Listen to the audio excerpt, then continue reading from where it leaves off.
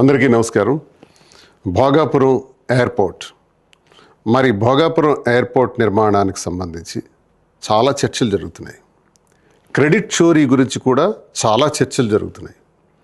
రేపు ఆగస్టు 1వ తారీఖున దేశ ప్రధాని నరేంద్ర మోదీ గారి చేతుల మీదుగా ప్రారంభోత్సవానికి కూడా నోచుకుంది.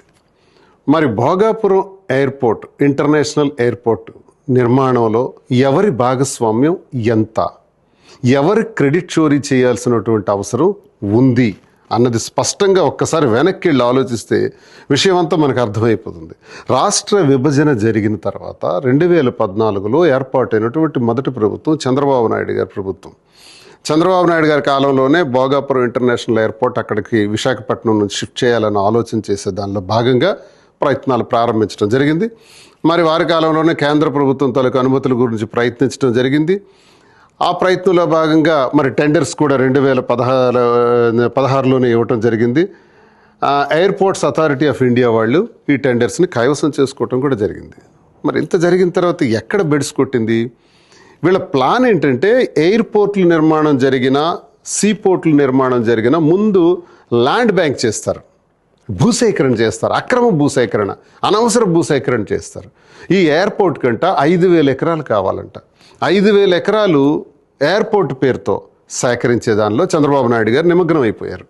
అంటే 5,000 ఎకరాలు ఎప్పుడైతే ప్రయత్నించారో 5,000 ఎకరాలకు సంబంధించిన రైతులందరూ కూడా నిరసనలు తెలియజేశారు, ఇవ్వటానికి నిరాకరించారు, ఆఖరికి కోర్టులకు కూడా వెళ్ళారు. ఇవన్నీ కూడా సివిల్ మ్యాటర్స్ కింద మ్యాటర్ అంతా కూడా సబ్సిడీస్ అయిపోయింది. అంటే ఎయిర్పోర్ట్ నిర్మాణానికి పెట్టాల్సిన దృష్టి కన్నా ఎయిర్పోర్ట్ పేరుతో భూసేకరణ పైన ఎక్కువ దృష్టి సారించారు. కనుకనే ఇది ఫెయిల్ అయ్యింది.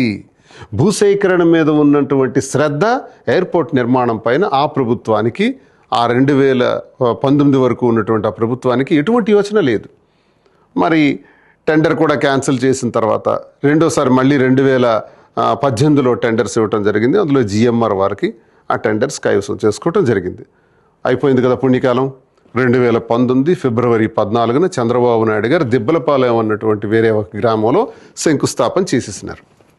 అంటే ఏంటి? ఇలాంటి శంకుస్థాపనల కోసం కొన్ని వేల శిలాఫలకాలు 2019లో వేయటం జరిగింది. అందులో భోగాపురం ఇంటర్నేషనల్ ఎయిర్పోర్ట్ కూడా ఓ శిలాఫలకం అయిపోయింది. 2019కి ప్రభుత్వం మారింది. జగన్మోహన్ రెడ్డి గారు ముఖ్యమంత్రి అయ్యారు. అప్పటికి జగన్మోహన్ రెడ్డి గారి ఉద్దేశం ఏంటంటే విశాఖపట్నంలోనే పోర్టు కొనసాగిస్తే సరిపోతుంది కదా ఇంటర్నేషనల్ ఎయిర్పోర్ట్ అన్నది ఆయన భావనలో ఉండేది. భోగాపురం షిఫ్ట్ చేస్తే ఇదంతా అనువైన ప్రదేశమా కాదా, ఇది డిస్టెన్స్ ఇవన్నీ చూసుకుంటే సరిపోతుందా లేదన్న ఆలోచనలో ఉన్నటువంటి పరిస్థితుల్లో విశాఖపట్నం కన్నా మళ్ళీ ఇక్కడే పెడితే బాగుంటుంది, ఎలాగూ ప్రారంభించారు కాబట్టి దీన్ని నేను పూర్తి చేసిస్తాను అన్నటువంటి ఉద్దేశంతో ఆయన ఆలోచనలో భాగంగా ఈలోగా కరోనా వచ్చింది. ఒక 2.5 ఏళ్ళు అతలాకుతలం చేసింది రాష్ట్రాన్ని, దేశాన్ని, ప్రపంచాన్ని కూడా. ఈ పరిస్థితుల్లో కూడా ఎక్కడా తగ్గకుండా వారి ప్రయత్నాలన్నీ చేయటం జరిగింది. ఏదైతే జిఎంఆర్ కంపెనీకి ఇచ్చినటువంటి టెండర్స్ ఉన్నాయో అదే కొనసాగిస్తూ ఆ ప్రాంతంలో జగన్మోహన్ రెడ్డి గారి ప్రభుత్వం వచ్చిన తర్వాత ఫస్ట్ వెంటనే ల్యాండ్ ఎక్విజిషన్, R&R ప్యాకేజెస్, ఎన్ఓసీలు ఇవ్వటం, సైట్ క్లియరెన్స్ ఇవ్వటం, భద్రతా అనుమతులు కూడా ఇవ్వటం, విద్యుత్ కానీ, ఇంటర్నల్ రోడ్స్ కానీ, నీరు కానీ, అలాగే ఏరోనాటికల్ సర్వీసెస్ ఇవన్నీ కూడా ముఖ్యంగా ఆర్థికపరమైనటువంటి సమీకరణలు చేయటం. నిర్వాసిత గ్రామాలు ఏవైతే 4-5 ఉన్నాయో ఆ నిర్వాసిత గ్రామాలన్నిటికి కూడా వెంటనే భూసేకరణ చేసి ఒక 967 కోట్ల రూపాయలు శాంక్షన్ చేసి వాళ్ళకి R&R ప్యాకేజెస్ అన్ని అమలు చేసి ఇన్ఫ్రాస్ట్రక్చర్ నిర్మాణం కోసం మరో 1,200 కోట్ల రూపాయలు శాంక్షన్ చేసి ఈ అయినప్పటికీ 23వ సంవత్సరంలో వారు శంకుస్థాపన కూడా చేశారు.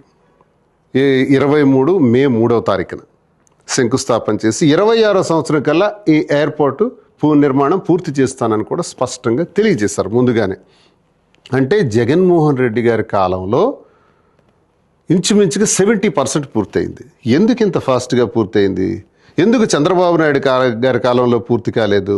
చంద్రబాబు నాయుడు గారు ఎయిర్పోర్ట్ కన్నా ఎయిర్పోర్ట్ పేరుతో ల్యాండ్ బ్యాంక్ చేసి రియల్ ఎస్టేట్ చేయాలని చూశారు.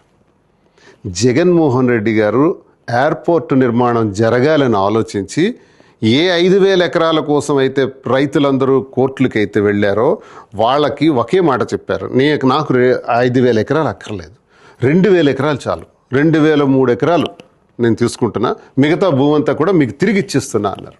అప్పుడు కోర్టులో ఉన్న కేసులన్నీ కూడా విత్డ్రా అయిపోయి మార్గం సుగమం చేశారు తద్వారా. ఎందుకంటే చంద్రబాబు నాయుడు గారికి జగన్మోహన్ రెడ్డి గారికి ఉన్న తేడా అదే. ఇక్కడ పోర్టు నిర్మాణం జరగాలి అన్నది జగన్మోహన్ రెడ్డి గారి ఉద్దేశం అయితే, ల్యాండ్ బ్యాంక్ జరగాలి, రియల్ ఎస్టేట్ వ్యాపారం చేయాలి పోర్టు తర్వాత అన్నది చంద్రబాబు నాయుడు గారి ఉద్దేశం. అందుకే ఆయన కాలంలో అది బెడిసి కొట్టింది ఆ ప్లాన్. మరి జగన్మోహన్ రెడ్డి గారి కాలంలోనే 70% పూర్తి చేసుకుంది. కోర్స్ ప్రభుత్వం మారింది, ఇప్పుడు కూటమి ప్రభుత్వం అధికారంలోకి వచ్చింది. ఆ ఉన్నటువంటి ఆ 20-30%ని ఎలాగో పూర్తి చేయాలి కాబట్టి అది పూర్తి చేసేసి ఈరోజు ప్రారంభోత్సవానికి చేస్తున్నారు.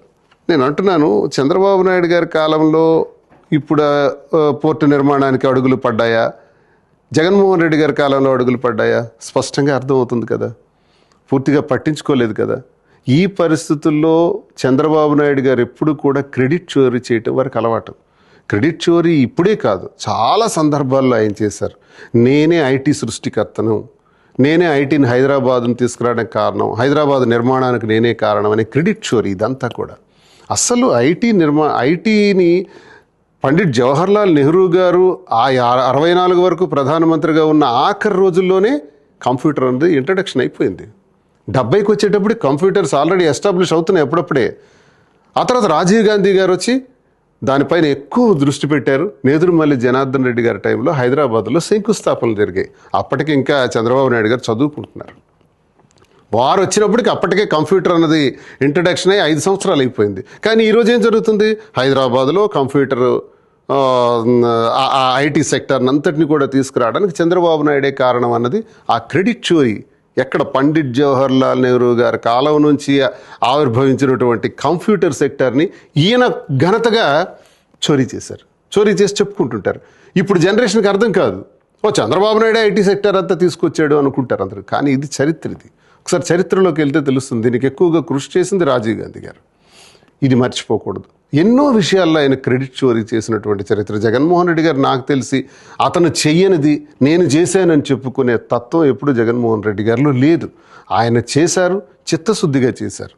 ఉత్తరాంధ్ర పైన ప్రత్యేకమైనటువంటి దృష్టి సారించినటువంటి మొట్టమొదటి ఆంధ్రప్రదేశ్ రాష్ట్ర ముఖ్యమంత్రి ఎవరంటే జగన్మోహన్ రెడ్డి గారు. ఎందుకంటే ఇక్కడ తరతరాలుగా ఉన్న కిడ్నీ వ్యాధుల గురించి ఆలోచించిన వ్యక్తి.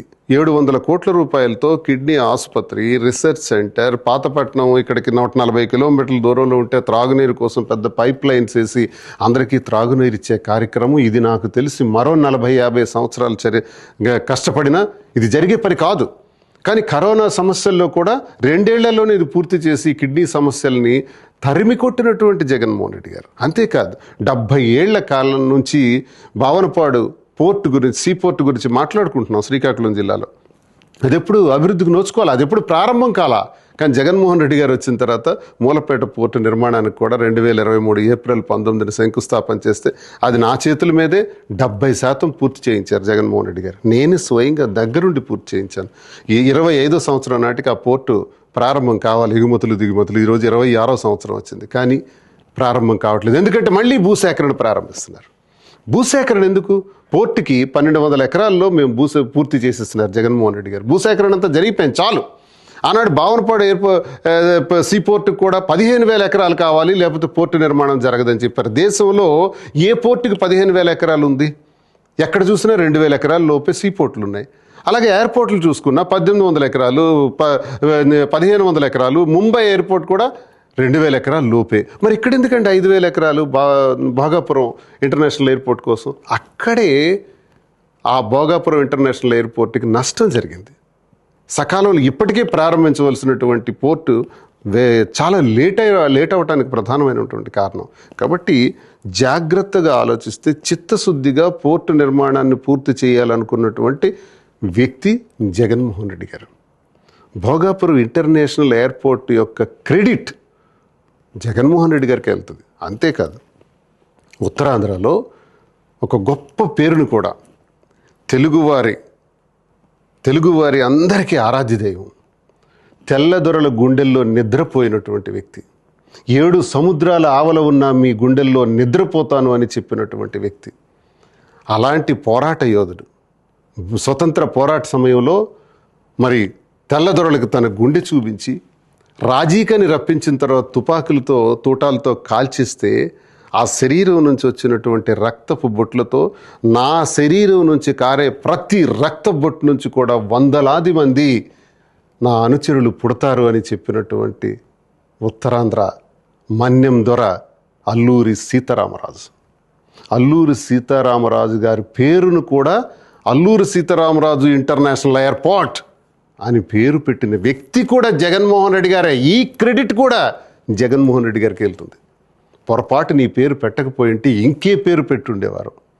కానీ అదృష్టవశాత్తు ఉత్తరాంధ్రకే కాదు, ప్రతి తెలుగువాడికి, ప్రతి భారతీయుడికి గర్వకారణమైనటువంటి మన మన్యం దొర అల్లూరి సీతారామరాజు ఇంటర్నేషనల్ ఎయిర్పోర్ట్ అని పెట్టే క్రెడిట్ కూడా జగన్మోహన్ రెడ్డి గారిదే. మరి క్రెడిట్ చోరీ ఎవరిది? చంద్రబాబు నాయుడు గారిదే అన్నది స్పష్టంగా తెలుస్తుంది కదా. చరిత్ర అంటూ ఒకటి ఉంటుంది. మనం చేసే పనులు మంచివా చెడ్డవా, మన పనుల్లో నిజాయితీ ఉందా లేదా అన్నది ప్రజలు ఎప్పుడూ గమనిస్తూనే ఉంటారు.